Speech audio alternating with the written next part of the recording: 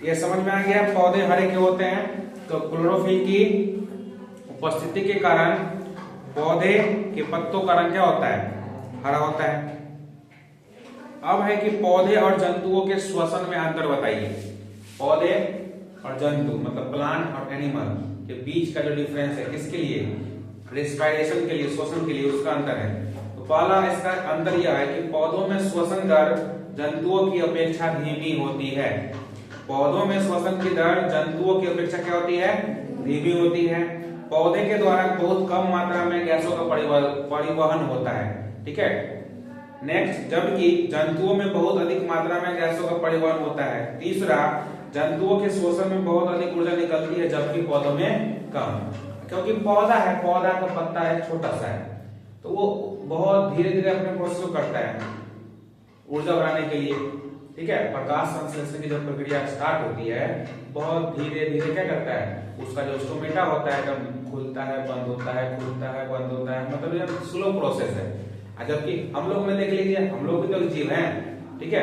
एक बार सांस लेते हैं, ऑक्सीजन रिलीज करते हैं, कार्बन डाइऑक्साइड, और ये निरंतर क्रिया चलती रहती है। अगर हम थोड़ा देर रोक दें तो लगता है कि हमारा सांस क्या लगता है, घुटने लगता है, तो वो हम बंद नहीं कर सकते हैं। बहुत अधिक मात्रा में क्या करते हैं, वातावरण से ऑक्सीजन को ग्रहण कर लेते हैं, और ये ऑक्सीजन बनाता कौन है? तो पेड़। इसलिए कहा गया है कि एक पेड़ काटने से पहले आपको 10 पेड़ लगाना चाहिए, ठीक है। अब आगे देखते हैं, ऑक्सी हीमोग्लोबिन क्या है। सबसे पहले बता दें, हीमोग्लोबिन होता है आपके रक्त में, ठीक है। ऑक्सी हीमोग्लोबिन क्या है? तो हीमोग्लोबिन, जैसे कि आपको पता है ना कि पौधे के पत्तों का रंग हरा होता है, किसके लिए, कैसे? क्लोरोफिल बढ़ने के कारण, ठीक है। उसी तरह हीमोग्लोबिन क्या है कि रक्त में पाए जाने वाला एक पदार्थ है जिसके कारण उसका रक्त क्या होता है, रंग लाल होता है। अब ऑक्सी हीमोग्लोबिन क्या है? तो ऑक्सीजन मुक्त हीमोग्लोबिन को ऑक्सी हीमोग्लोबिन कहते हैं। मतलब कि ऑक्सी हीमोग्लोबिन क्या होगा? जिसमें ऑक्सीजन भी होगा। वैसा हीमोग्लोबिन जिसमें ऑक्सीजन होगा वो ऑक्सी हीमोग्लोबिन कहलाएगा। नेक्स्ट है, टिड्डे के पाचन तंत्र के नाम बताइए। तो टिड्डे के पाचन तंत्र को 3 भाग में बांटा गया है। पहला है अग्रांत, दूसरा मध्यांत और तीसरा पश्चांत, ठीक है। नेक्स्ट है कि रंध्र एवं वात रंध्र क्या है? रंध्र मतलब स्टोमेटा और वात रंध्र मतलब लेंटिकल क्या है? तो पत्तियों की सतह पर पाए जाने वाला विशेष प्रकार के अति सूक्ष्म छिद्रों को रंध्र कहा गया है, ठीक है। पत्ते के ऊपर छोटे छोटे छिद्र पाए जाते हैं जो आपको अपनी नंगी आंखों से दिखाई नहीं देते हैं, वो दिखाई देगा किससे? माइक्रोस्कोप से, इलेक्ट्रॉन माइक्रोस्कोप से। पौधे के तनों की छाल पर गैस विनिमय के लिए पाए जाने वाले छिद्रों को वात रंध्र कहते हैं, ठीक है। अब ऐसा एक और क्वेश्चन देखते हैं जो आपके लिए इंपॉर्टेंट है। रक्त के संघटक लिखिए, अथवा रक्त किन किन चीजों से बना है। मतलब कि हमारे अंदर या जीव के अंदर जो रक्त होता है वो किन किन घटकों से बना है, उस घटक का नाम लिखिए। तो इसमें पहला है प्लाज्मा। पहला क्या है? प्लाज्मा। इसको बोलते हैं द्रव मैट्रिक्स। क्या बोलते हैं? द्रव मैट्रिक्स।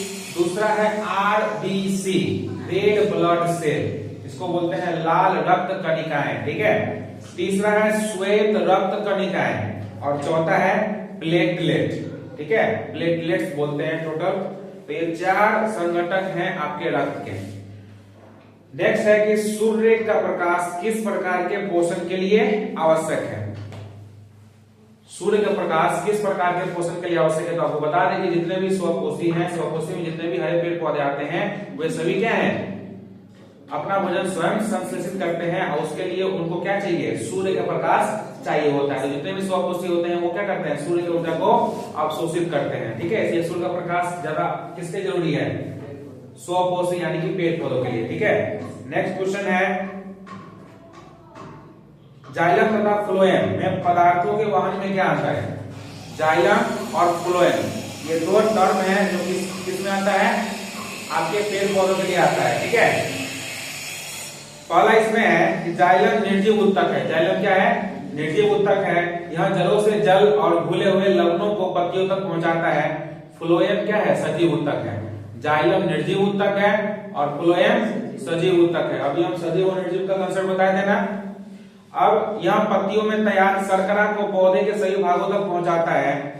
जाइलम ऊपर की तरफ गति करने में सहायक है। जाइलम क्या करता है? ऊपर की तरफ गति करता है, अब फ्लोएम नीचे की तरफ गति करता है। तो ये 2-3 अंतर बना के क्या करना है, एग्जाम में लिखते जाना है। और जब भी आपका अंतर पूछा जाएगा ना, अगर मान लेते हैं कि जाइलम और फ्लोएम में अंतर पूछा जा रहा है, तो एक तरफ लिखेंगे जाइलम और एक तरफ फ्लोएम। अगर इसमें लिख रहे हैं कि जाइलम एक निर्जीव ऊतक है, तो फ्लोएम में क्या है? सजीव ऊतक है।